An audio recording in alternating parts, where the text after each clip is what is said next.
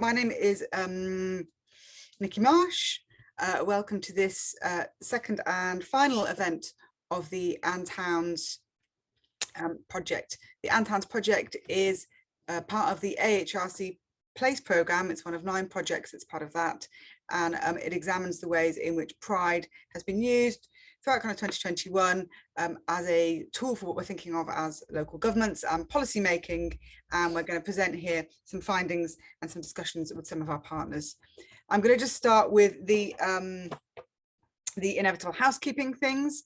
We are, I mean, I think we're all familiar with this now, aren't we? But we are keeping you all on mute for the 5 interventions, for the 5 papers that we're going to hear tonight, and then we're going to open it up in the last half hour when we move to discussion. But if you'd like to kind of record your questions or note your questions as you go through, you're really welcome to use the chat function, and that we can gather them together in that last session. But we'll take everyone's questions at the end.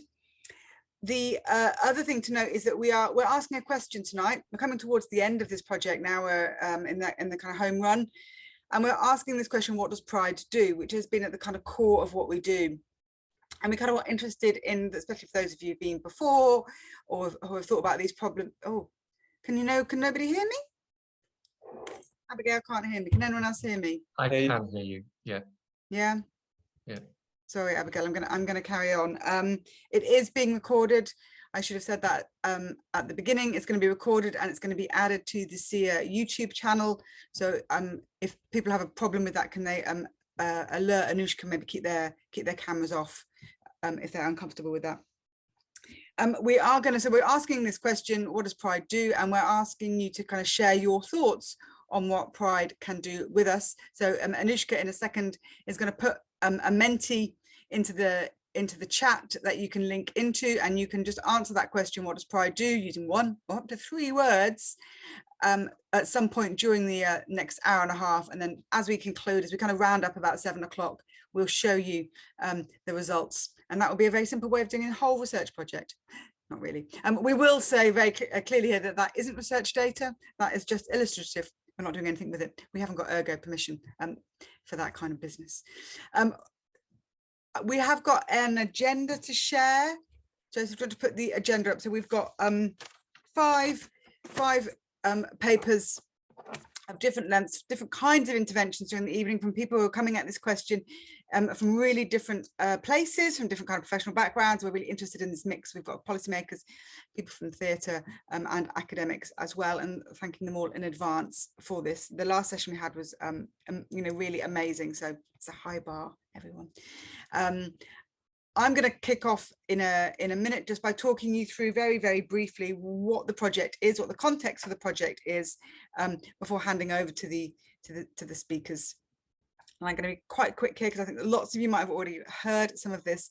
So the project is called Feeling Towns: the Role of Place and Identity in Governance and Local Policy. And as I said, we had a particular focus on Pride and how local authority and cultural and heritage organisations were working with the Pride agenda, with measuring Pride, thinking about Pride, wrestling with what Pride means to communities. And it had a particular kind of valence across the course of the last year, because it was of course named as one of the 12 levelling up missions in the levelling up agenda. So for the government at the beginning of the year, Pride was a key metric for measuring the success of levelling up. A key aspiration was to increase people's pride in place in their communities. And this the levelling up agenda gave it several kinds of proxies, and one of the ways in which they described it was people's satisfaction with their town centre and engagement in local culture and community. And it's what that really meant to local communities, how they felt about Pride, how they understood that as a kind of question, or how they understood that as an aspiration, that we've been thinking about with our partners across the course of the year. I do that thing. Of course, a week is a long time in politics, and it's particularly the last, since the 23rd of September, things have moved really quickly around what the levelling up agenda means, since the the mini budget, the fiscal event, whatever we're going to think of it. And just today, the Centre for Inequality and Levelling Up released a report that called the levelling up agenda mission improbable. And as you can see on the slides, it states that 2/3 of the 12 levelling up missions a high risk of failing because of the cost of living crisis. And the mission to restore pride in place was identified as being one of these problems. And the issue here of where the promise ends in disappointment is something that we're particularly aware of in our community work, and that we want to think through what happens when communities are offered these possibilities and then they're withdrawn. That has a kind of quite a lasting effect on our community. So we're interested in thinking around what happens to pride now we've entered into this very difficult, very different and difficult political moment. So we know that the drives around pride are affected not only by cost of living, but all the ramifications that has around inflation, falling disposable income, and local authority spending. Sorry, Joseph, you're quite right to move on. The other context is not only the cost of living and inflation crisis, but of course the shift from pride to investment zones has been signalled by the government. So we've noted that the language of pride and communities wasn't really visible in the September 23rd budget speech, and the local was related to investment zones. If we really want to level up, Mr. Speaker, the Treasurer suggested that we have to unleash the power of the private sector. And we saw that again and again. I'm sure all of you were following it through the Conservative conference last week. So we're very aware that we're in a live political space, in a very volatile political space. So we're trying to think through tonight with you in the questions, or if it comes up in the papers, what does pride do, and how do we re-talk, how do we think about these questions of pride now we're in a very different kind of policy agenda. I'm going to hand over to Michael now. Michael's going to talk very quickly about our methodologies for the research, and then he's going to hand over to Joseph, who's going to talk about some of our findings. Thanks, Michael. Thanks, Nikki. So we worked with 3 local authority partners, Darlington Borough Council, Southampton City Council. We worked with the brilliant rural media in Herefordshire, who lead on a lot of the cultural development locally, and huge thanks to Historic England, who we've also been working with, that's really helped our intellectual framework for the project. Next slide, please, Joseph. Thanks. So working with our partners, we co-created our fieldwork, and I'm just going to talk about a few of the methods that we used and that we developed. One of the first, perhaps, findings is that in working with our partners to discuss pride in place, each of the partners had different needs around pride. So we developed a bespoke set of questions for what pride meant in each of those areas. For example, I won't go through them all, but for example, in Darlington and Southampton, it was very much about the identity of specific areas that might be understood as hard to reach or cold spots, which is a problematic set of languages in itself. And with Herefordshire and with Historic England, pride was understood as being particularly about volunteering. So we've got different sets of questions with different partners. Thanks, Joseph. So very briefly, some of the methods that we developed, and again, this was through a lot of partnership working and relationship building on the ground. One of the methods was emoji mapping. You can see there in the centre, that's a map of the Harefield ward of Southampton and neighbouring wards. And we asked participants at this event called Love Where You Live to put emoji stickers on different parts of the map that represented different feelings that they had about the areas. Joseph's going to talk about some of the findings and recommendations that came from that particular exercise a little bit later. Thanks, Joseph. The other method that we used was photo elicitation. These are photographs from Darlington. On the left, you can see the proposed site for the new Treasury campus, which is supposed to be being built in Darlington. And it turned out that the participants mostly wanted to talk about the building on the right, which they understand as an eyesore, and yet isn't really part of the regeneration narrative locally. So there's, through asking the participants about what they see, we were also able to get an idea about what they might want to change and what they might want in the future. Thanks, Joseph. Timeline drawings. We use these with varying degrees of success in all of our cases. I want to draw you to the one on the bottom right, which was from Harefield. And from analysing that picture, the participant was asked to draw a line from their birth to that the day of the event that I was talking about a little bit earlier, and to plot onto this timeline moments in their life when they were most proud of being in Harefield. And the points that you might be able to see on the photograph were the birth of their son, their daughter, and their marriage.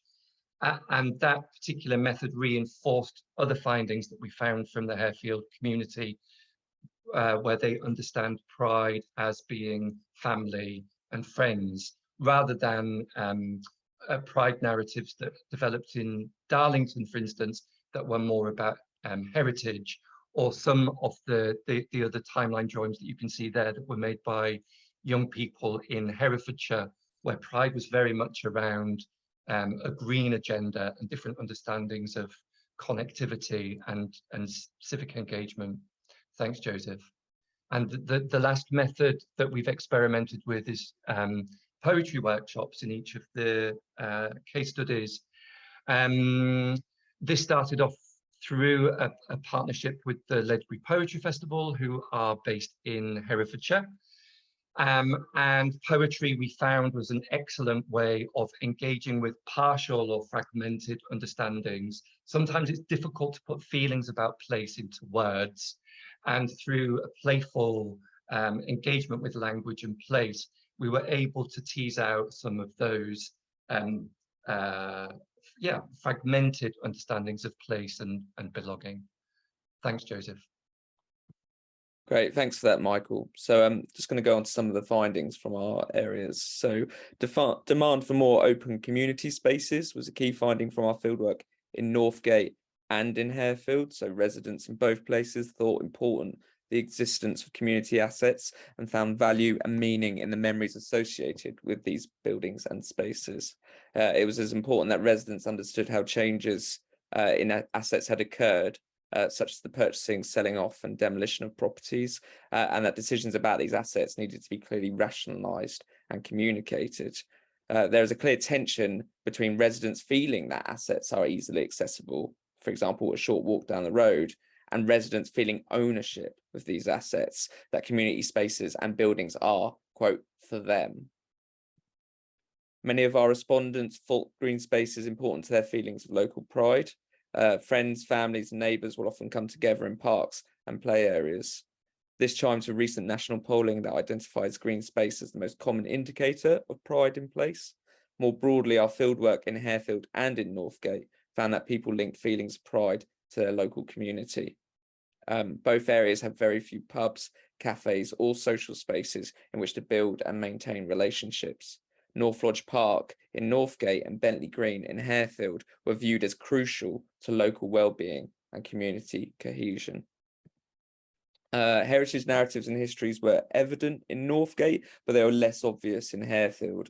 Darlington has the Head of Steam Museum, the Barclays Bank, the legacies of Edward Pease and George Stephenson, the Quakers, and the Market Town history, all warranted mention from residents. That Pease, quote, gave the Darlington Library to the town and to the people of the town, proved to be an echo sentiment. That's the library on the right there. Even if respondents did not use the library, they were very proud of its existence. Likewise, Northgate residents had a broader sense of ownership over the town, even if they rarely visited the town centre. This feeling of ownership is historical. The Peases were perceived as paternal ancestors who had bequeathed assets, wealth, and status to residents. Many residents in Darlington cared about heritage and historic buildings. Local memory was specifically important to Harefield. Many reported that the sense of community had once been stronger in the past, though many residents had opinions about what could be improved, and despite the lack of community assets, there was still a strong sense of hyper-local pride, which often arose through positive expressions of, quote, the people. It is noteworthy that in all our research activities in Harefield, there were no responses about the history or heritage of the city or the local area. A programme of events might be developed to reflect on the hidden histories of Harefield and its multi-generational community. Shared celebrations of heritage and understanding the long, complicated histories of places may indeed improve residents' place attachment and sense of well-being. Volunteering became a key strand in our research after we spoke with culture volunteers in Herefordshire. Place was very important to the older volunteers, who were very proud of the international reputation of the Poetry Festival, specifically its presence on the high street, as well as the increased signage in the town and at the train station. This chimed with other sources of relational and visible pride, such as the fact that Ledbury's High Street had been nationally recognised. It featured as one of the best places in the world for Christmas shopping in a broadsheet newspaper. Older volunteers were clear about why they gave their time. They liked having their skills and contributions valued. They liked the social network. And they liked having a sense of ownership, that word again, of the special nature of the festival and of Ledbury itself. Young people were less well represented and volunteered for different reasons: to gain skills and experience for the job market. They were not particularly motivated by a sense of place. This led to an interesting cross-generational conversation about place attachment, in which university-aged, working-age and retired volunteers all agreed that place attachment did not depend on whether you came from a place or how long you'd lived in a place. Rather, it depended on how much you wanted to be in a place and how much of a sense of community you could have there. In this sense, volunteering was crucial. And finally, these are some of the broader findings from our research. So proxies, well-being, housing and crime do not wholly account for pride in place, as they do not capture the important felt, relational and unseen aspects of pride. In some areas of government, the gap between place-based knowledge and the understanding of places and place-based approaches is vast, and government department and civil service churn, combined with multiple crises, have compounded this disconnect. And our recommendations to start addressing these challenges, so we can develop open and accessible qualitative reporting for local authority data depositories to articulate the complexity of pride. We can develop training and place-based methodologies with local government officers and stakeholders to enhance hyperlocal understandings and methodologies. And we can develop co-production approaches to make sure that the growth agenda serves communities and places by working with local authorities, arm's length bodies, community organisations and residents. And these findings and the local findings from each case study area are currently being distilled into reports that will be shared with our partners and our wider community of practice. I'll now pass on to our first speaker, Sarah Bartley from the University of Reading, who's presenting with Paul Stacey on Reading Rep's civic mission. So thanks for listening. Brilliant, thanks for that, Joseph, and thank you to the whole project for inviting us along to speak about our work together today. We're really grateful to be joining you this evening. Paul, you're going to kick us off, aren't you? And then I'll sort of move into the second part of the paper. Yeah, thanks so much, Sarah. It's really Sarah who's going to here to speak. I'm just going to provide some context about why Reading Rep Theatre is embarking on this journey around pride. So I founded Reading Rep about 10 years ago to at the time just try and make great theatre in a place that didn't really have any. About 5 or 6 years after that, we're really starting to grow and thrive. We produced about 30 productions. We won awards for our outreach work, working with youth theatres and disadvantaged communities throughout Reading. And our audience was really starting to grow as well. At that point, we needed a new theatre. So we started a fundraising campaign, ultimately successful. And we've now just opened a 170-seat theatre with an permanent education learning space and a cafe as well at the front. But in the process of raising those funds and building that theatre, it starts to raise some really interesting questions about the importance and significance of cultural buildings, like why were we doing it? And it wasn't just in response to funding bids as well. It was, you know, us thinking about what the purpose of Reading Rep was and what we were there to achieve and what might our vision and mission be. So we went round at the time our various stakeholders, you know, some of the big partners in Reading, the university, the local authority, colleges and schools, community, voluntary groups, audiences, residents, everyone that we tried to engage with, I suppose, over the opening 5 or 6 years of our journey. I was talking to them about what we were doing, why it was needed, and so on. Ultimately, I was just trying to answer that question. I knew still that we wanted to make great theatre, but why? What was the reason for it? It didn't feel like a reason in its own right to just try and do that. So it was trying to create a broader sense of purpose. One common theme that kept coming up was around identity and pride. People just didn't know what Reading was. Various responses that came through, some more insulting than others, as someone that grew up in Reading. It was, it was, for some, it was a town of extreme deprivation in pockets. For a lot of people, it was a university town. For some, it was quite a wealthy town that's really growing and starting to boom. For some, it's just a football town. For many, quite a lot, it was a commuter town to go to largely what they perceived to be more interesting places around about Reading. Or it was good for shopping, or it was had nice areas around it. But the common threads, despite all of those things, or because of those things, is that people seem to agree it really wasn't that bad at all. And if anything, they felt quite proud to be from Reading. And we started to think and started to learn, I suppose, that culture can play a really important part of that. And it's at that point that we start to try and refine our mission. Culture, we think, can play an essential role in creating pride of place, and obviously our community building as well. We try and make work with, by, and for the town that we serve. And it helps people's identity, helps people to identify with that town, and theatre specifically, as a communal activity by its own right, can work to try and create that sense of community and pride.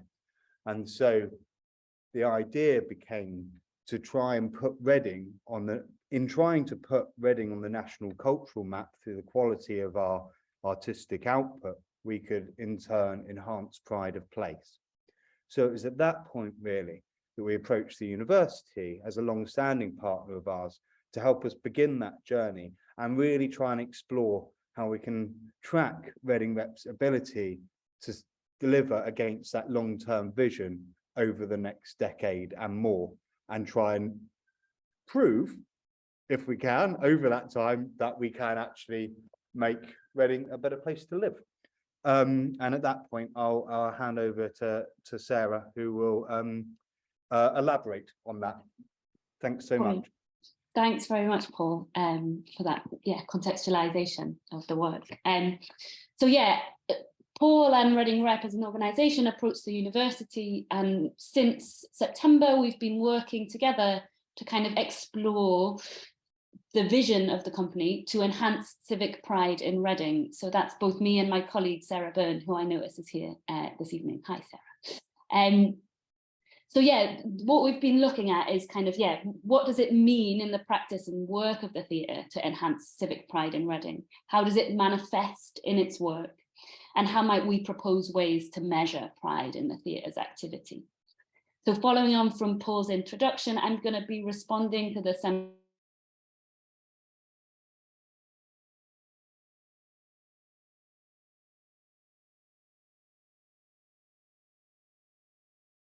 I've lost Sarah. Is anybody else? Yeah.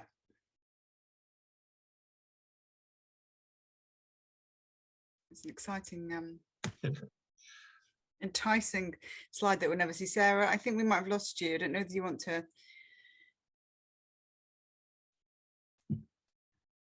I'll message her, but I think we might ready up Joe.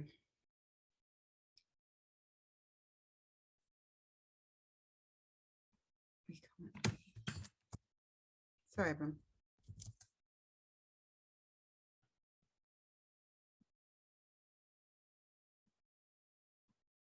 Joe, would you be able to go next? Sure, I can go. I can step in. What a pity. That was really interesting. Thank you. We'll try and get Sarah Sure, we back. can get her back. Okay, shall I share my screen then? Thanks, Joe.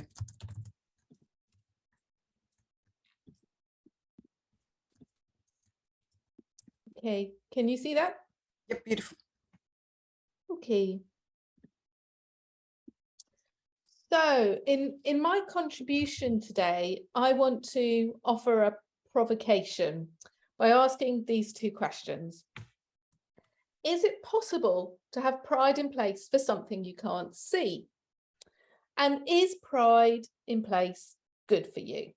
Now, I should say at the beginning, I'm not going to answer the questions. All I'm going to do is create a little bomb that I hope you'll start to think about and that maybe acts as a kind of stimulus for discussion, because I don't pretend to have the answers. What I think we might want to think about is how we get to the answers. And my perspective is one of an archaeologist thinking through a heritage studies lens. And that's what I want to use as a way of accessing the questions. I should also say at the start that I haven't done any work on towns, but I have done work on heritage sites more broadly. Many of these are destinations, in fact, so they're kind of really different to those towns where the Feeling Towns teams have been working. And I hope that this, in fact, acts to a provocation, because the question here is how and why towns might be different to those sites that I'm looking at, or where there might be things in common and that we can learn from each other. So let's turn to question 1. Is it possible to have pride in place in something you can't see? And this question is, of course, of particular relevance to the current focus on the physical regeneration of towns. And it's also of relevance to me as an archaeologist, because a great deal of archaeology is under the ground. And of course, there's a legislative obligation for pre-development archaeology prior to development. And it is through that archaeological process that archaeology becomes part of the story of a place and it creates its heritage. So, can you have pride in something you can't see? And I want to answer yes.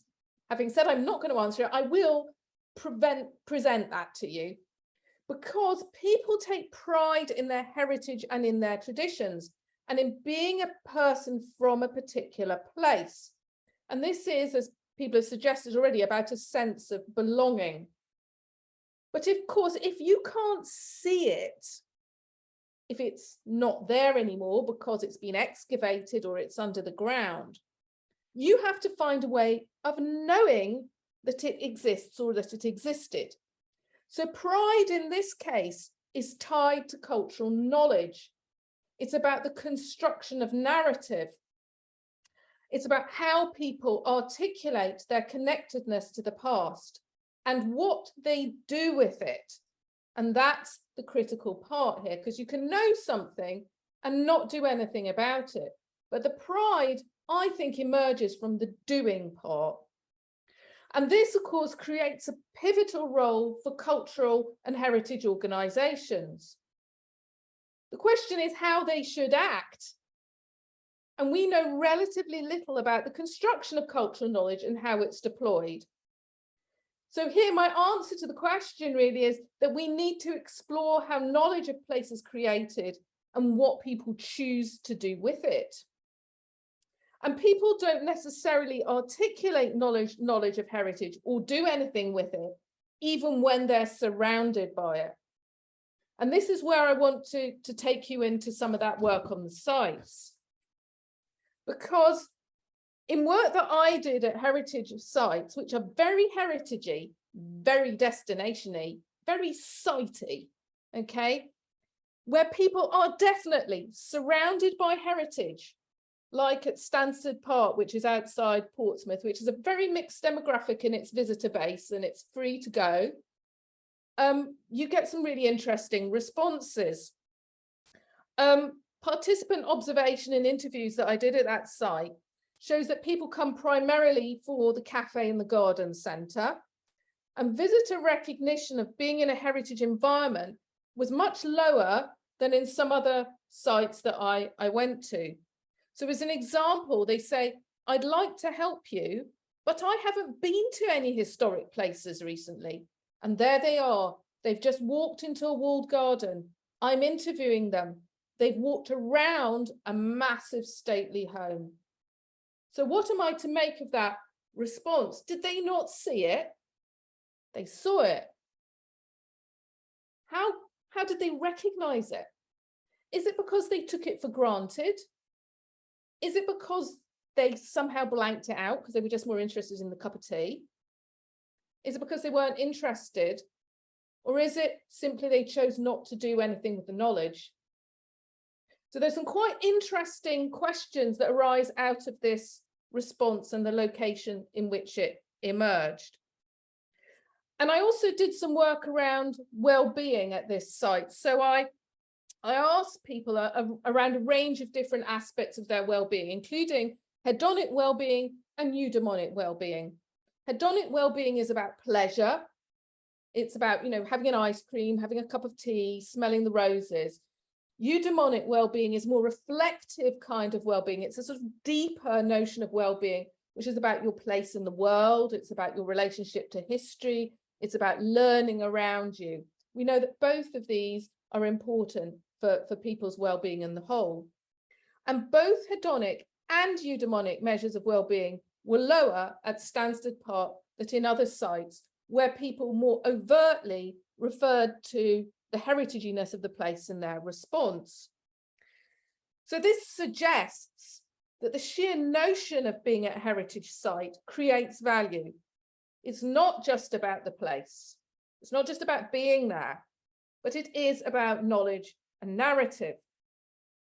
And interestingly, the experience of lockdown and the enforced removal of access to heritage sites seems to have intensified people's recognition of the value of heritage sites, especially their use value.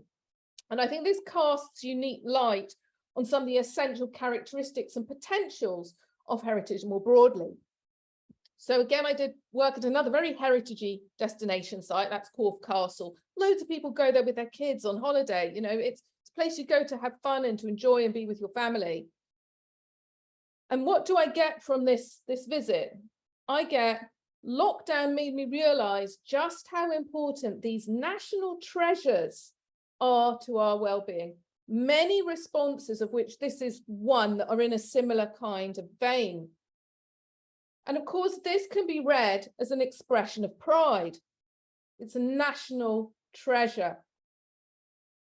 So I didn't ask expressly about pride, but I was getting some of this back.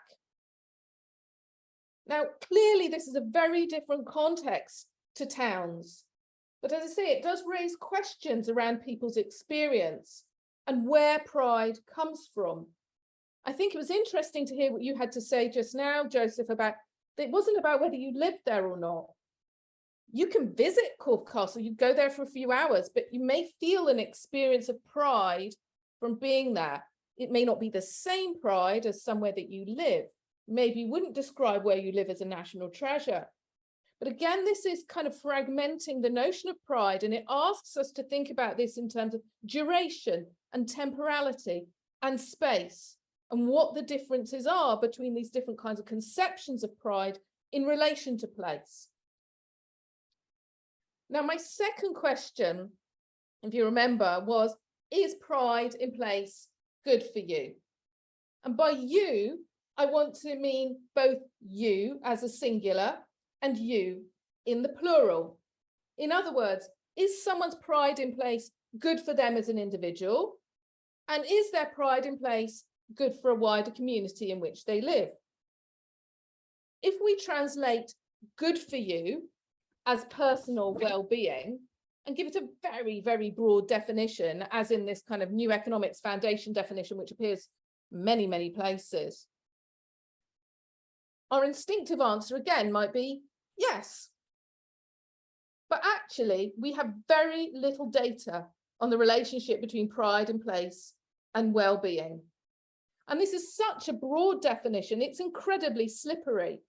And there are many, many different aspects of well-being that we might dissect. So I've talked about hedonic well-being, eudaimonic well-being. I might talk about restorative effects. The list goes on. So the question is, where is pride articulated in relation to these different concepts of well-being? And we don't know. A literature search for pride and well-being reveals notions of pride understood in terms of LGBTQ identity and how this is important for well-being. So it's about a notion of self and one's self-identity. Now, I think that's quite interesting because that does plug very clearly into some notions of well-being, but what it doesn't do is tell us about its relationship to place. And that third dimension, I think, is the one that's quite critical here. But of course, in heritage studies, we have a long tradition of the study of the relationship between heritage and national identity, and indeed nationalism, which might be another iteration of pride in place, albeit at a much larger scale. And the history of nationalism suggests that pride in place may not always be good for others, the plural you. And work on the heritage of former mining areas suggests that overcoming adversity rather than regeneration can create pride in place. So even if pride is good for you, the source of that pride may not be. So pride can come from very many different sources, and places don't need to be beautiful to create pride, and places that are beautiful may not create pride. It's a really interesting set of contradictions and tensions. So I haven't really answered any of my questions. I hope what I have done, though, is start to open up a little bit of a box that we might discuss later on and suggest some avenues that might be interesting to pursue in the future in relation to that study of towns. Thank you. Thank you, Jo. I think lots of that chimes with lots of our thinking around the relationality of pride, the visibility of pride, the relationship between pride and narrative, and also the relationship between pride and feelings as opposed to knowledge, I think is one of the things that we've been thinking about. That was brilliant. Thank you. Sarah's back in the room, I believe. I am. Thank you for being so generous in letting me back in and catching me up. I'll carry on with this talk in 2 parts. Thank you. Okay. So I think what I was essentially saying before my internet gave out was the 2 things I want to focus on today is how pride within an arts organisation informs and underpins the employment and collaboration opportunities Reading Rep generate, and also underpins their artistic programming. So first, I'm going to talk about the impacts of centering pride in the theatre's work in relation to space and in relation to employment.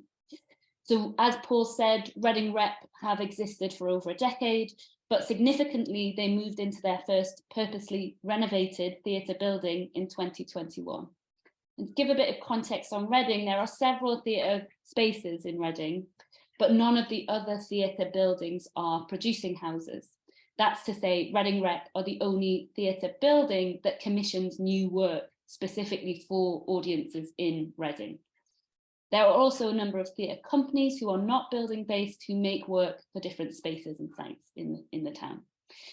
But this all kind of positions Reading Rep as unique as a building based producing theatre in the town. And the company's vision to enhance civic pride in Reading has been really accelerated by what the building allows for. An extensive community engagement programme and dedicated learning space, full-time access to excellent production facilities, increasing the standard of the work they're producing, space, importantly, to facilitate other companies to grow, and an expansion of employment opportunities for creatives in Reading. So indicative of having the significance of having a building for the company's mission is the performance of Hedda Gabler, which has its press night tonight. And this is a co-production with A Girl Called Stephen, a theatre company based in Reading, established to promote and present and produce work written by, for and with women and the LGBTQIA+ community.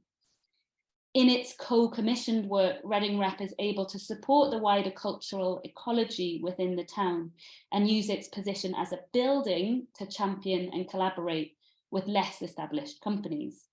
And this points to kind of broader considerations around the resourcing and infrastructure of cultural activity centred on civic pride. Indeed, Arts Council England have recognised the significance of such infrastructure recently, with Darren Henley noting if we are to deliver on people's desire to put creativity at the heart of their communities, we need to make sure that the cultural infrastructure is fit for purpose. Capital investment plays a vital role in achieving this vision. So in having a building, Reading Rep is able to sustain commitments to the town to contribute to the cultural ecology by providing space in Reading that is specifically centred on developing cultural provision for and with the people of Reading. And beyond kind of individual commissions, the theatre is creating opportunities for an underserved cultural workforce in Reading. Historically, the town's had limited opportunities for theatre workers, with many leaving or at least commuting to larger cities such as London, Oxford and Bristol in order to access creative employment opportunities. Reading Rep currently employ a core staff team of 15, many of whom have very strong ties to the town. And across our research interviews, there's been a recurrent theme of homecoming for these core staff, the majority of whom previously left Reading and returned to take up roles at the theatre. At Reading Rep, there's a real commitment as well to develop opportunities for young people, with several roles being created as part of the government's Kickstart scheme, which provides funding to employers in order to create jobs for 16 to 24-year-olds who are accessing universal credit. There's a need for creatives to feel they have a future in the town, and this goes beyond the work of one organisation. But from the interviews we conducted with Reading Rep staff, the kind of economic and material infrastructure was able to animate existing emotional connections to the town for cultural workers. And that's not to say they only work with Reading residents as their kind of creative teams. Indeed, they seek to attract theatre makers from a really broad kind of spectrum to come and make really excellent work with them in Reading, and therefore kind of increase the amount of opportunities to see excellent work that people in Reading have. And you can see there the quote on the right hand of the screen, sort of that they're here to provide excellent work that people no longer have to travel to London to see. But let's make sure that work also tells the story of Reading. And the second part of the talk, I really want to talk about telling the story of Reading. So alongside these material practices of creating space and employment, the vision for improving civic pride in Reading at the core of the company also informs the stories that are told through the theatre's work. Reading Rep opened their new building in 2021 with a production of Dorian, an adaptation of Oscar Wilde's The Picture of Dorian Gray, which also explored the events that brought Wilde to Reading jail. The production thus enabled the theatre to explore stories that are historically significant and part of the narrative of Reading. As exemplified by this quote from an audience member, "I've lived here for 10 years and it can be hard graft living in a kind of in-between town. And these are the kinds of stories that Reading needs." And we know that the assertion of place-based narratives is significant in understandings of pride in place and the construction of social identities of places. In centering pride in the vision of the theatre, Reading Rep enables people of the town to gather collectively and hear reworkings and explorations of the stories of this place. And further, Dorian is indicative of a kind of centering of community engagement in the theatre's practice.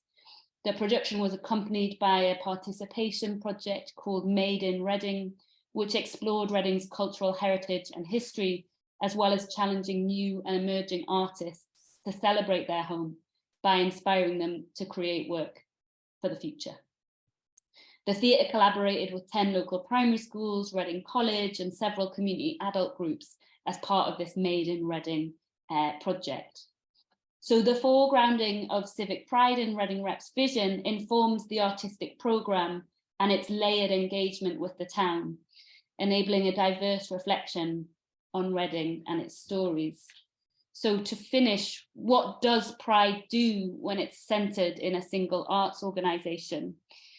And at Reading Rep, it has informed a drive to generate work opportunities and expand the arts ecology of Reading in order to promote pride in the town and in its cultural landscape. And it also gives a focus in the artistic programming on exploring and performing the histories, identities and cultures that are at play in the town. And finally, it supports a collective reflection on residents' relationship to their place and a wider proliferation of stories significant to the town at a national and regional level. So that's kind of what it does at the minute, but there's some big challenges facing the organisation and as they kind of navigate this landscape. So I've just outlined a couple of those to finish on as well, as I think maybe they might be shared kind of across speakers tonight. So they're kind of attending to ongoing and evolving thinking about what it means to programme work that is kind of focused on place and pride. They're finding ways to engage with multiple identities, nuances and relationships with pride that operate in the town. They're working to continue to negotiate a shared understanding of what civic pride is for their staff members, their audiences, their participants and their stakeholders. And they are sort of seeking further support to develop metrics that will be sufficiently expansive to capture the varied relationships to civic pride across those different groups, while also being precise enough to communicate with other arts organisations, funders and policymakers. So I'll finish there, but hopefully there's some kind of useful things to pull out of those kind of achievements and challenges. Thank you very much. That's fantastic, Sarah. Thank you so much. From thinking about the physical building, to thinking about the community, to thinking about metrics, to thinking about performance. And I get what we're getting is lots of different, the roles of lots of different kind of interventions here around kind of heritage, performance, narrative, the experiential. Again, that was really, really rich. Thank you. We're going to stay with theatre for our third paper, which is from Charlie Ingram. Charlie comes from Coventry University, and his paper is Evaluative Performance. Yes, thank you very much. Good evening, everybody. Thank you very much for the opportunity to do this. It's the first paper I've ever delivered post PhD submission, so bear with me. So in this short presentation, I'd like to introduce you to my PhD project and how it contributes to this discussion around what does pride do. In brief, my research has created a practice research method of analysing and disseminating research data and findings around civic pride through the medium of theatre performance practices, specifically headphone verbatim, which I have named Evaluative Performance. This research was completed within the context of not necessarily a town, but Coventry's year as UK City of Culture in 2021-2022. So how and why did this method come about? Well, from a cultural policy perspective, recent developments such as the global pandemic, gender violence, Black Lives Matter, and not least the climate crisis have accelerated recognition by policymakers that the policy cycle is failing to capture the needs of all citizens, and especially failing to respond to the lived experience of those marginalised in society. A policy reform report published by the UK Civil Service in 2021 recognises that most policymakers do not consistently have the skills, incentives, or infrastructure to find new evidence about citizens. Rather than overcoming market failures and thereby delivering equity and efficiency, it's argued that policy solutions are too often based on stakeholder opinion, and rarely are the voices and experiences of citizens used to evidence policymaking. Therefore, policy engagement methodologies as a basis of evidence gathering are themselves generating marginalised groups, the seldom heard, and are creating barriers to access for citizens. Now, in terms of UK City of Culture, the body of research around it is that most City of Culture impact evaluations use quantitative methods when collecting data from members of the public, specifically looking at the European Capital of Culture programme. A small number of qualitative studies have been carried out to review the impacts of UK City of Culture programmes, most notably in Hull and in Coventry. But in most cases, the research focuses on the opinions of those who are key stakeholders in the project's success, such as volunteers, programme management, and arts leaders. Therefore, questions surrounding the depth of engagement by citizens are important when studying citizen perceptions. On this, cultural scholar Matrasso states that in a world of numbers and quantification, if there are no indicators to assess the value of activities, feelings, or relationships, these things, however real, have no legitimacy. Taking the experiences of participants of a UK City of Culture project that are designed to make radical shifts to the city and reduce them to a single quotable percentage or a few single line quotes, in my opinion, does the data gathered an injustice. It is in this space that I believe the theatre arts can respond. Now, addressing concerns in policymaking around the representing citizen voice, arts scholars and practicing artists claim that theatre arts, by way of headphone verbatim, has an ability to provide a voice to seldom heard individuals. By empowering somebody to speak about themselves or something they've experienced, the individual is given the opportunity to be heard in a way that would not have been achievable without participating in an evaluation process that includes the theatre arts as a research method. Further, if Coventry UK City of Culture and policy-making agendas place the value on the experiences and voices of citizens, it stands to reason that headphone verbatim, an arts practice that puts voices at the forefront, should be used as a method to support their investigations. Now, throughout my project, I found that civic pride is seen as an indicator of success through the way citizens respond to the civic environment. Now, if civic pride increases, this can be indicated by, for example, an increase in attendance to community events, behaviours such as community support, local activism, and citizens taking individual responsibility alongside a perceived reduction from them in regarding crime and antisocial behaviour. Now, if these indicators are observed, then it can be concluded, broadly, that a wide cross-section of the population have developed positive associations with the civic environment. Now, alternatively, civic pride is seen by some as both a cognitive and affective impression of how residents have a stake in the city's image and its perception. And as a result, this form of sentimental attachment takes time to develop and deepen. Now, if a cultural intervention programme such as UK City of Culture can have efficacy over its population within a relatively short time frame, it follows that civic pride, given its association with the emotional temperature towards the city, establishes itself as a useful indicator for project owners and policymakers to gauge the relative success of a project and its impact on participants. Now, for those who don't know, verbatim theatre is a form of theatre making where interviewees' words make up the performance script. Headphone verbatim is a subgenre of this practice, where in both rehearsal and performance, the actors wear headphones through which they hear the audio script. They then repeat that script as immediately and exactly as possible, including every stammer, pause, and repetition, i.e. vernacular speech. Now, through the practice of my research, I followed the Love Coventry programme, which is a community engagement programme run by the UK City of Culture Collaborative City Producing Team. I interviewed participants of the programme at two different periods, firstly in March-May 2021, and secondly in September 2021. The analysis took place through both the editing of the audio script, approval through a sign-off process with the participants, and the performance itself. The performance was presented late November 2021, with a subsequent post-show discussion. So I have coined this method and approach as evaluative performance. Now, as a term, it contributes to the observable push for research evaluation to become more transparent and participatory. In this way, evaluation is not just conducted and managed by researchers and policymakers, but instead shares a process of ownership with arts practitioners and members of the public.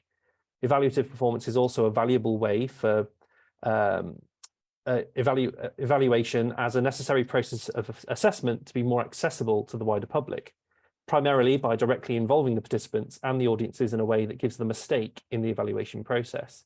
The participants' words are presented in a direct and to some extent unfiltered and unmediated way, thereby amplifying their experiences rather than rendering them through a mode of analysis that may distance them from the findings. So I just want to show you a short clip from the performance that I presented as part of my research.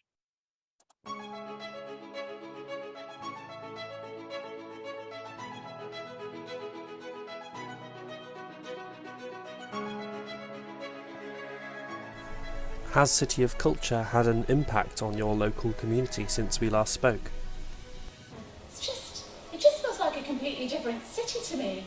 Completely different city. I don't know about you, but it's just awake. It's just buzzing at the moment. Just so much going on. One of the young people said, which I thought was funny, it made me like Coventry, miss.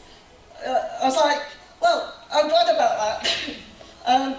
It's made me like it a bit more too, if I'm honest.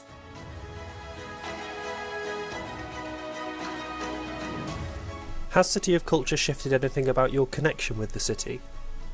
It's made me realise, more than ever, the importance of the creative arts, the theatre, pop-up theatre shows, your musicians, your visual artists. I don't think it has, because I've always known what we have in the city and what we can achieve in the city. given the chance. I think given the great opportunities we had, it's still felt quite stifled. Now, I definitely think the City of Culture is put Coventry on the map for a different reason, rather than in the media for negative reasons or not being the prettiest of cities. And I think it's made it look better too, like visually look better. But I think definitely it's put arts on the map as well. So in terms of Civic Pride, so while I have a load of findings, I'll only share some of them with you today. In terms of Civic Pride, I found that participants often articulated their feelings towards Coventry through a relationship with the built environment. Many narrative arcs from the first collection phase tracked developments regarding the physical landscape of the changing city. However, this shifted in the second collection phase towards articulating pride around the people of the city, which is very similar to some of the things we've spoken about already. Also, reflections from the post-show discussion gave evidence that while there was an observable slight increase in civic pride, which is further indicated by the two tables here where you can see changes in yellow, the notions of where this increase could be attributed to was difficult to define and was not specifically because of their engagements with the Love Coventry project in terms of what they thought about themselves. Now, with regards to the method, I found that this method of using headphone verbatim gives permission for participants to share knowledge in an authentic way that provides access to privileged knowledge that might otherwise have gone unheard. Also, one academically minded audience member felt that as a research method, it was effective in bringing the community and the human story into the room, which in their opinion is often lost in research. And with regards to practice research, I found that broadly, this method can deliver the story of a project's impact in a succinct way, providing an alternative reporting structure. This practice research method also explores deeply personal opinions seldom heard in evaluation practices regarding UK City of Cultures that can simultaneously contribute anonymously to wider evidence bases needed for reporting to funders and policymakers. Now, for me, it would be interesting to see where this evaluative performance method could be applied to determine comparisons across other UK City of Culture programmes, so Bradford in 2025, for example. Similarly, it'd be interesting to see how this method illuminates experiences of citizens during other macro and micro interventions, cultural interventions such as Paris, but also the London Borough of Culture scheme, for example. But in summary, this project illustrated how headphone verbatim as an evaluative performance can uncover new ways of generating evaluative data relating to the personal experiences of participants involved in cultural interventions like UK City of Culture, and most likely an array of policy evaluation. It does so by demonstrating the importance of contextualizing the quantitative data that is often required by project funders, and arguing that qualitative indicators such as participant stories, opinions, narrative, and experiences are of equal importance. Now, the importance of this is recognized increasingly in such circles. However, what this method demonstrates is how new forms of knowledge and ways of knowing can be created via the theatre arts and embodied representations of research data. This, in turn, may be of further use in achieving evaluation outcomes with participants, stakeholders, and audiences. In short, this repurposing of an artistic theatre-making process into a qualitative evaluation process speaks to wider scholarly discourses and further expands the ways of thinking around what headphone verbatim theatre as an artistic practice can do and how it can be used beyond the realm of storytelling. That's it. Fantastic. Thank you very much. Thank you, Charlie. Fantastic video. I hadn't seen verbatim theatre used in those ways before, and that notion of embodiment again, it really asks us different kinds of questions around what the art form is there and what voices are. It's kind of defamiliarizing it all, isn't it? It's fantastic, really, really exciting. I think now you've got quite a lot of answers. It's now turning in accidentally into a kind of an opinion poll about which version do we think is right of what Pride does. But I've had a message from our IT person saying people aren't filling in the Menti. So if you want to go and say what Pride does and give your answer, then we can have a vote on it all at the end. Our next paper is from James Harrison. James is coming from DLUC, and he's going to be talking about the Community Ownership Fund, and he is the policy advisor on the Community Ownership Fund. James. Thanks, Nikki. Hi, yes, and DLUC is a Department for Levelling Up Housing in Communities, for anybody not aware, previously known as the Ministry for Housing, Communities and Local Government. And today, yeah, I'm representing the Community Ownership Fund, which is a £150 million fund, part of the government's levelling up agenda. It will be spent over the next 3 years. We've been running about 1 year already. And the purpose of the fund is to save assets that are valued to community groups. It's 150 million. It's a small amount in the ocean of government funding, but the projects that we fund range between about £250,000 to £1 million each. And so it's a huge difference to communities and particular community assets that people want to save. And the whole purpose is to ensure that towns and other local places across the UK can continue to benefit from treasured local institutions and assets and services whose future would otherwise be in doubt. And often that's through the sale of a building, or a building being left derelict, or for some reason an asset not being able to continue. Through this work, we really define asset and community asset in a very broad way. We let communities define that. We've seen funding go out now to pubs and shops, post offices, more traditional kind of community centres and libraries, quite a lot of heritage, cultural, community spaces, kind of hybrids of multiple purposes. We've also funded sports venues and sports teams, and we're starting to see some more kind of outdoors spaces, forests, green spaces and blue spaces. And as I say, we allow communities to define what's important to them and to demonstrate that to us. We haven't set that list of what an important community asset is. The programme is trying to improve a number of things contributing to levelling up. We're looking at health, well-being, skills, economic activity, volunteering opportunities, but I think the most important one for this particular programme, as opposed to some of the other levelling up funds available, is the pride in place element and giving people that sense of pride and control over their local area. So Nikki mentioned right at the beginning the kind of broad policy context for this, the levelling up white paper, which was published earlier, right back at the beginning of this calendar year. And the government's definition of pride in place in that is around increasing people's satisfaction with their town or place. It mentions town centres and high streets specifically, but also wider community areas. And it also talks about engagement in local culture and local community. And it is a broad definition, not very narrowly defined. On COF, we've seen such a multitude of projects and a multitude of interpretations. We've tended to define pride in place however communities and projects do themselves. And we're very interested in the methodologies that have been shared today by Joseph and Michael, by Charlie, and ways of kind of measuring and capturing pride from different community groups. A lot of my work recently has been to ask community groups about what effect they've seen on pride in place and how they think their project and the funding has affected pride in place. And of course, projects talk about the impact of the community asset itself. They talk about how saving the shop has benefited people, getting supplies, benefited people who couldn't otherwise go elsewhere, or they talk about the community centre.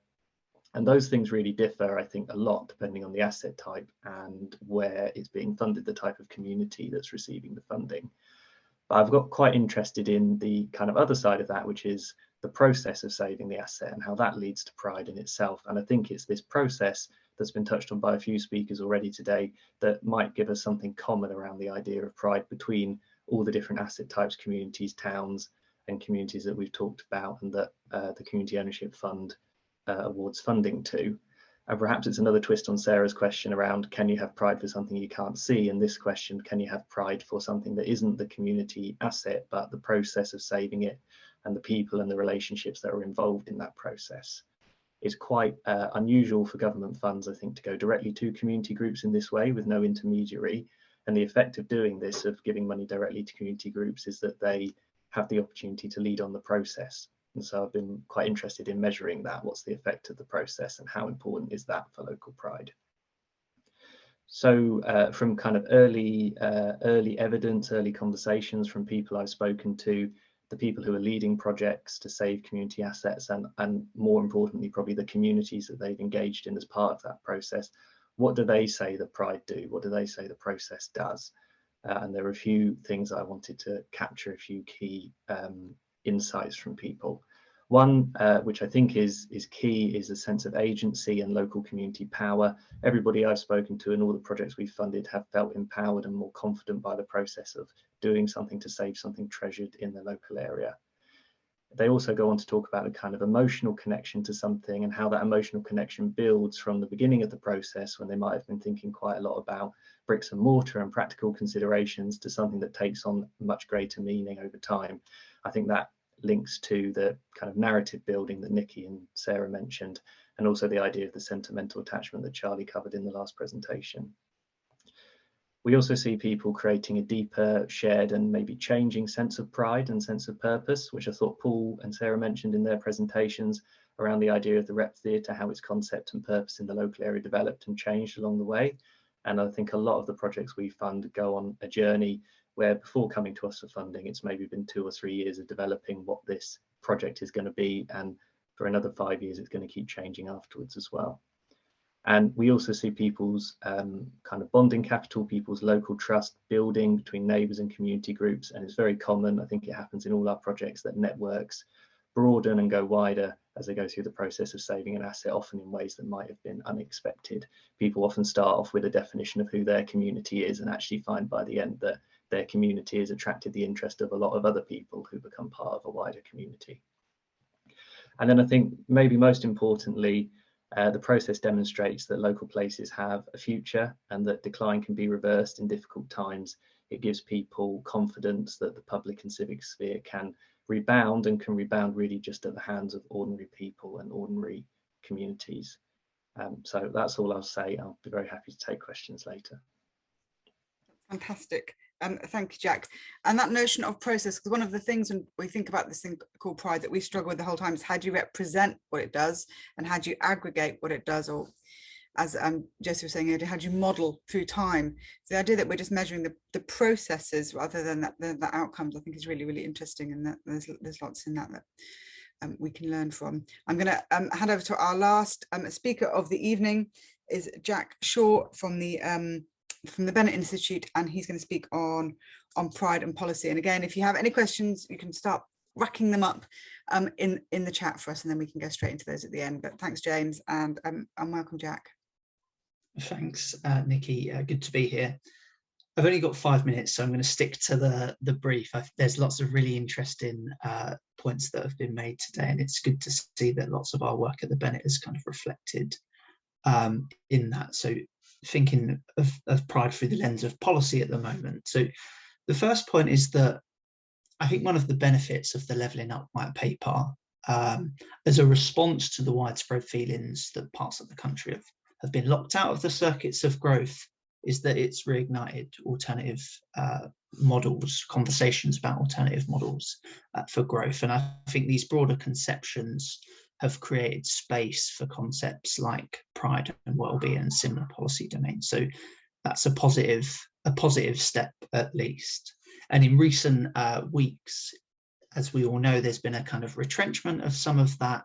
But to some degree, I think the white paper has already been a success insofar as it's created some local activity around pride. So as a result of the white paper, but also our work at the Bennett, One London local authority created a new post in their authority to drive civic pride. So a new elected member post for civic pride to drive that agenda. Other local authorities are kind of codifying their metrics to boost pride, to understand what matters to communities. And I think we've heard lots of kind of policy domains here today. But what's really interesting is actually while they're not neat, you know, they don't subscribe to neat kind of typologies of place or demographic divides. There is some degree that exists there, and I think we need to recognise those as well. So I think that's particularly useful, and I don't necessarily think it's a bad thing that the space has now been vacated top down, because there's now more space and emphasis for bottom-up approaches to pride.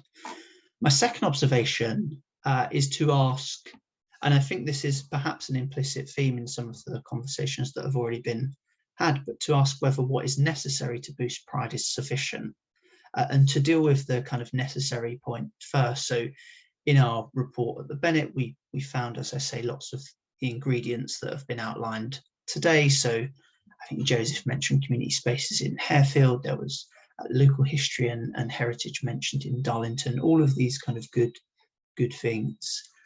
But what we haven't captured is the scale that's required to boost pride. And I think that's particularly important. Boosting pride is difficult. There are questions to be asked around whether one intervention alone or one project alone is a kind of optimal for boosting pride. And I think our conclusion at the Bennett was that it required sustained intervention across time and space, and and different policy domains. So the added value really of individual projects and programs of activity in places is to some degree how they relate to the kind of broader ecosystem that exists in that space already or that can be created in that space. So I think that's worth bearing in mind, largely because it sends a signal to government about what action is required to boost pride. And I agree with James. I think the Community Ownership Fund is a very good mechanism or tool to do that. But what we need is lots of different things at lots of different scales operating in places at the same time, that I think is going to give you what we really want when we're talking about pride, which is something kind of fundamentally deeper. And the third point in relation to pride and policy I want to make is that we grappled with issues similar to Joanna's provocation, actually. You know, is pride a good? And we asked, you know, is pride only valuable for the public goods it's related to, or is it intrinsically valuable? And I think there are some implications for this. So the risk, for me at least, is that if pride isn't intrinsically valuable or good, then it must be instrumentally valuable. And that's particularly played out now in the context of economic growth, I think, and I'll explain what I mean by that. So publishing our report in August and seeing the direction of the leadership contest, we situated our report in that context and suggested that pride was a pro-growth agenda.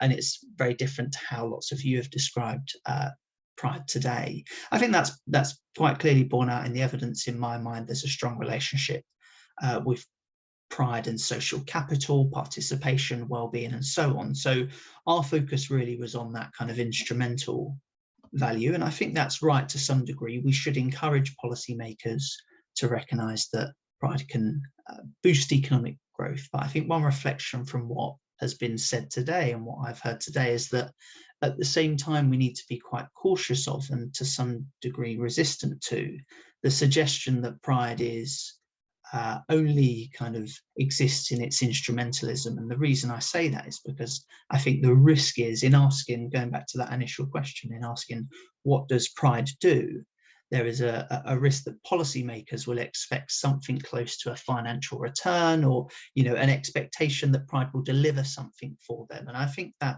really kind of dampens the ability to pursue pride as a policy area, but also get into the kind of complex richness which so many of you have spoken about today that would otherwise kind of be lost if there is a reductive focus on what pride delivers.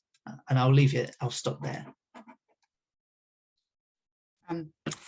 Fantastic as always, Jack. That was really kind of great to put into context what it's given us, how the agenda has changed and made these kind of possibilities for a kind of grassroots needs to be made apparent, and also the possibilities of the need for sustained, for kind of longitudinal understanding of what it does.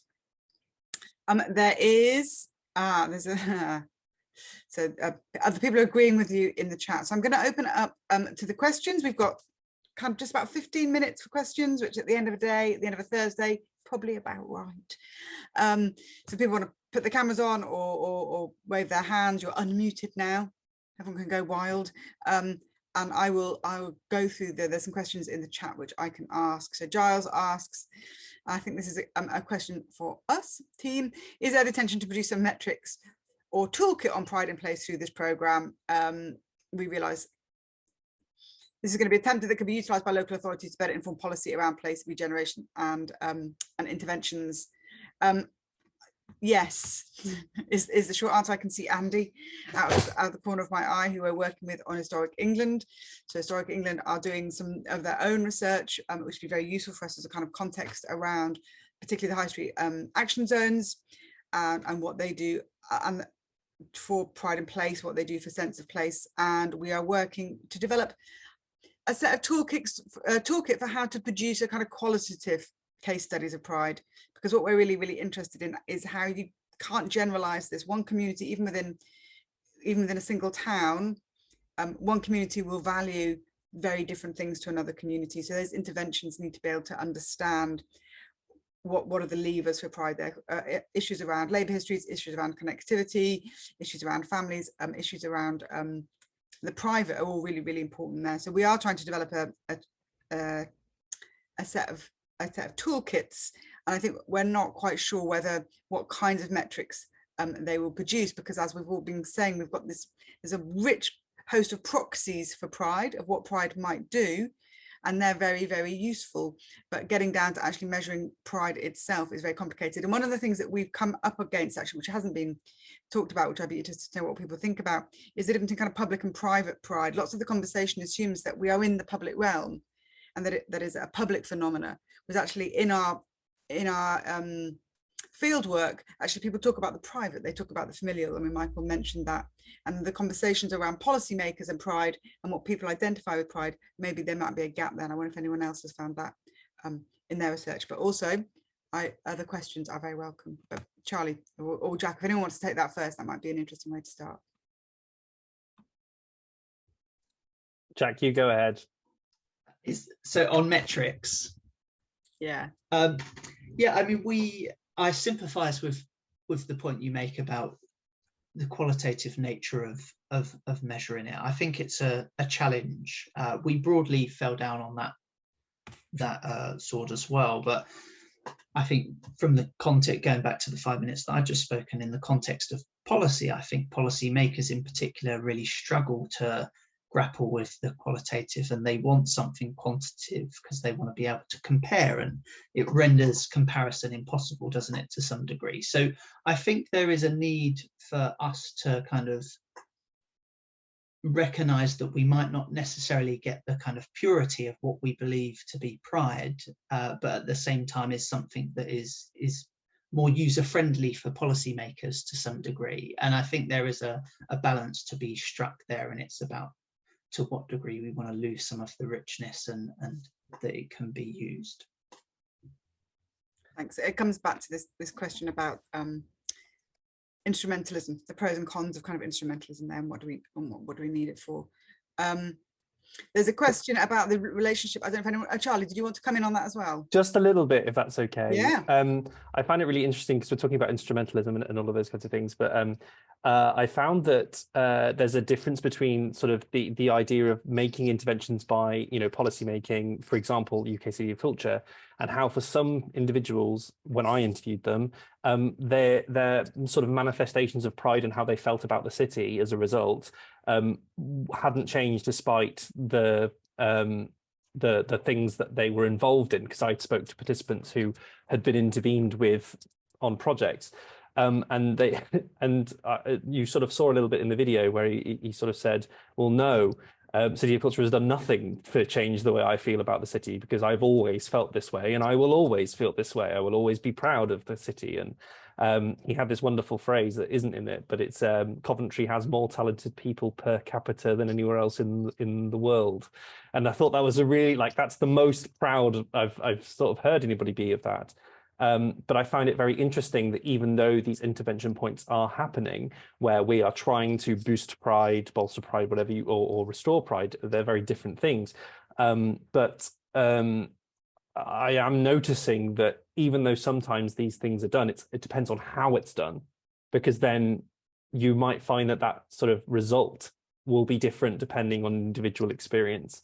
I found that the last thing I will say is that the amount of people that specifically said that they had a greater sense of emotive connection to the city or were more proud of the city managed to get opportunities post their engagement with the programs that they were offered by the City of Culture Trust. So their sense of pride increased, and I've seen a connection with them getting further opportunities artistically post 2021. So I don't know what you want to do with that, but that's just the connection I've made. Yeah, and that's nice because that goes back to James's point that it's about process. Just another way of thinking about the kind of longitudinal. And there's two questions that I think would be, there's three questions to suggest to panelists. They can take them as they want. One is about the kind of performative aspect. I guess the performative aspect of kind of qualitative work more generally is that people say, people have a kind of public performance of what you think they want you to say. And that goes back to that kind of, and I think that question about public and private. So they think they should feel pride, and they've been told that they feel pride through these kind of interventions, through the nature of these kind of interventions. And so then they respond with feeling pride. And do we have any sense in how we can get to that, which is the difference between the public and private? And then another way in there is to think about this question about accessibility.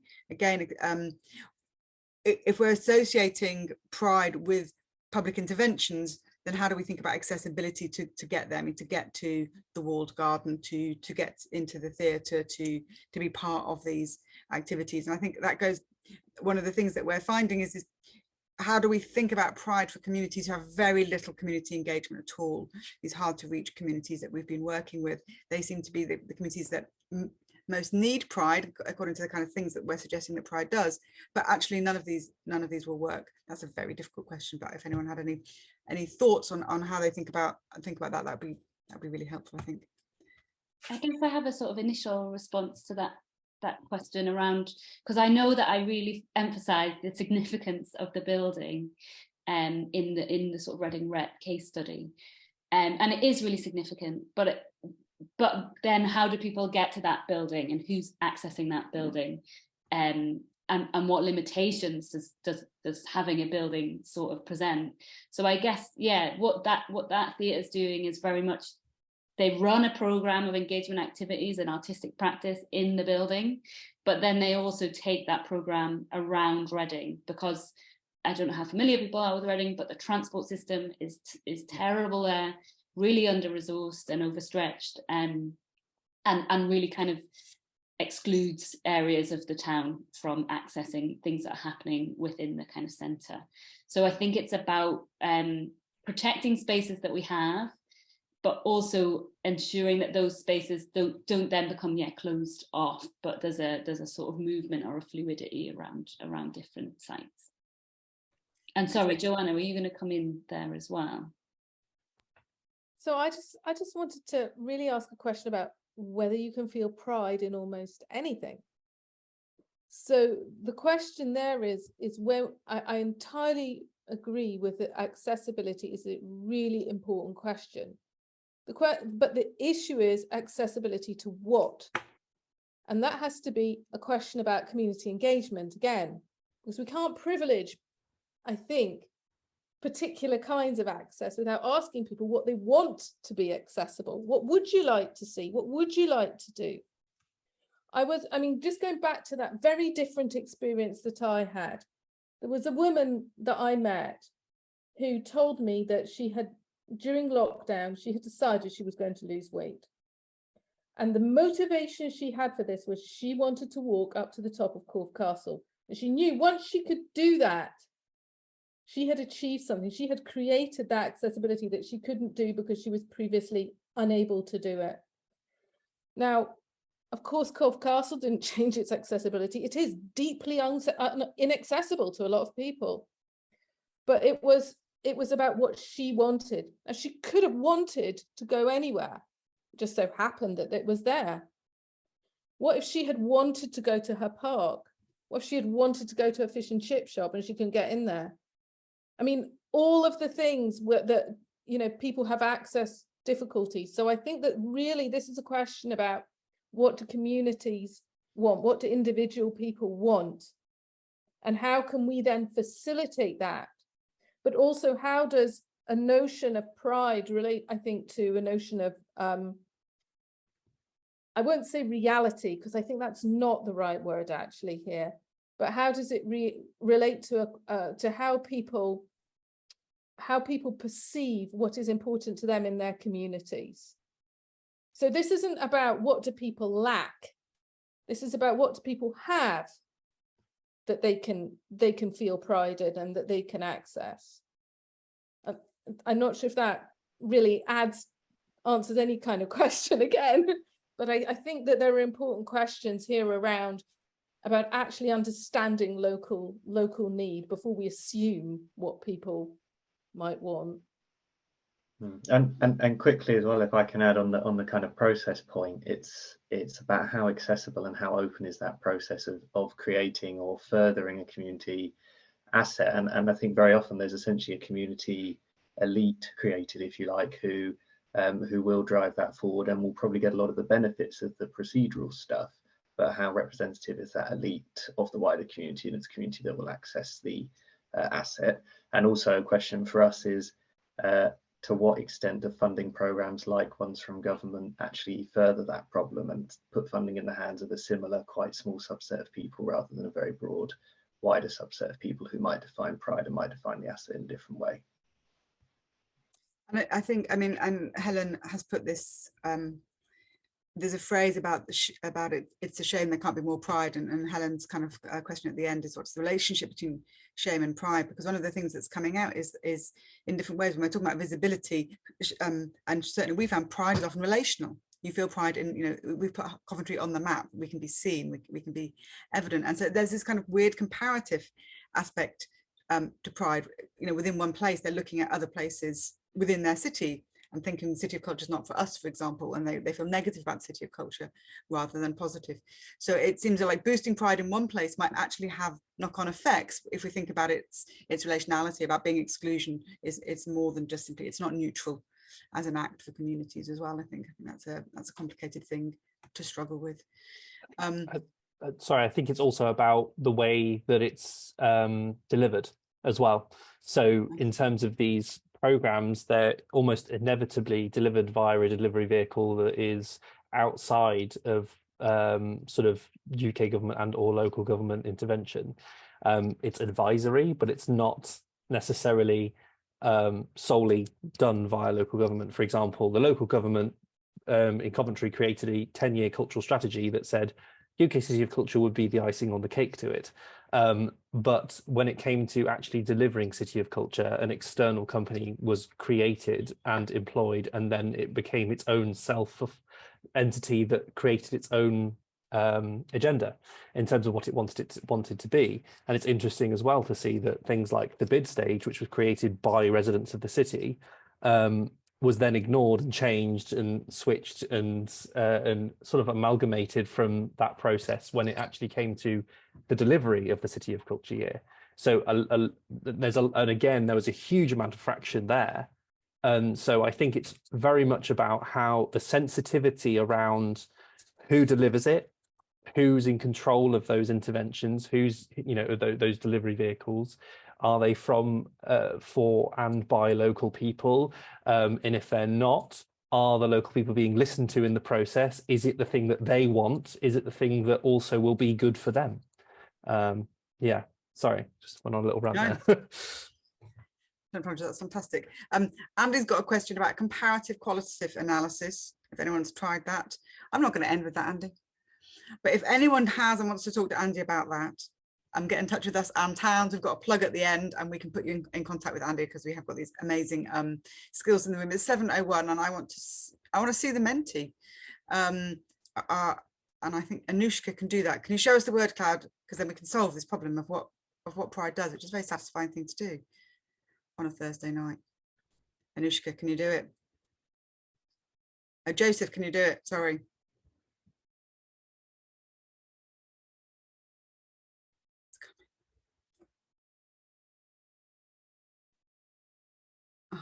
Anticipation.